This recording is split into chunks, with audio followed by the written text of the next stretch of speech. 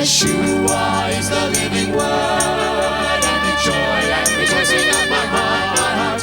Yeshua is the living word. Shalom, I'm Neil, and this is my wife, Jamie. Shalom. Welcome to Jewish Jewels into our Fort Lauderdale living room. Today we begin a special series of programs on the language of Moses and the prophets of Israel, the language of prayer and the Torah, a holy language, a heavenly language, a Bible-based language. An exciting language, Neil. Ivrit, Hebrew, has no curse words in it. You know, they have to be imported from another language. God himself calls Hebrew a pure language. I'd like to read to you from the prophet Zephaniah, that's Zephaniah, chapter 3, verse 9, where God says, "For then I will restore to the peoples a pure language, that they all may call on the name of the Lord to serve him with one accord." A pure language. Pure I love language. it. And the language is called Hebrew, or in Hebrew, Ivrit. And it's derived from the word avar, which means to cross over or to pass through. Movement is always implied in Hebrew, and it's a language of action with verbs being of utmost importance. Yes. And you know, we'll be studying Hebrew letter by letter, since the 22 letters of the Hebrew alphabet are the building blocks of this incredibly rich language. We even have some blocks with us. Today we begin our adventure with the help of our good friend, Dr. Danny Ben-Gigi. He's a native Israeli and a former professor of Hebrew at Arizona State University.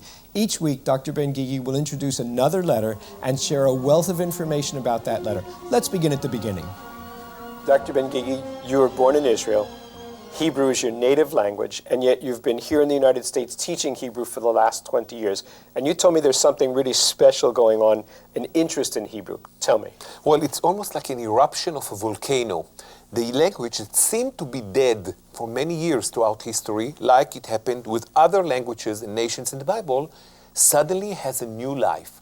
It was never dead, like the Aramaic, like the Girgashi, like the Jebusite, like all those languages and nations that once lived, died, and disappeared from the face of the earth, never to come back again.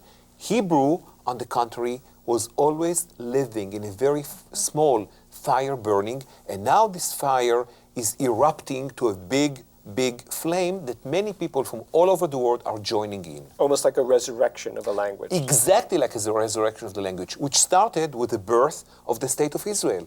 A language that hasn't been used for thousands of years, suddenly is a language of everyday life. People live in this language, not only pray, but live in this language. Okay, so get us started in this language. Where do we begin? What's the first letter? How about starting at the very beginning? The Okay. very beginning of Hebrew starts with a letter.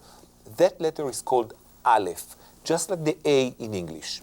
I want to tell you about a book that we'll use throughout our programs, Hebrew Word Pictures, written by Dr. Frank Sickens. What he has done, he went to the ancient Hebrew alphabet, at which every Hebrew letter was a picture. Right, a pictograph. A pictograph, just like in Chinese, for example.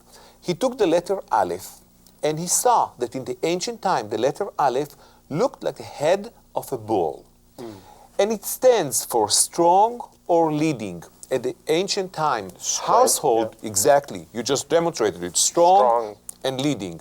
And Aleph is really at the beginning, the first letter of the Hebrew alphabet, standing for strong and leading. Would you like to see an example? Yes.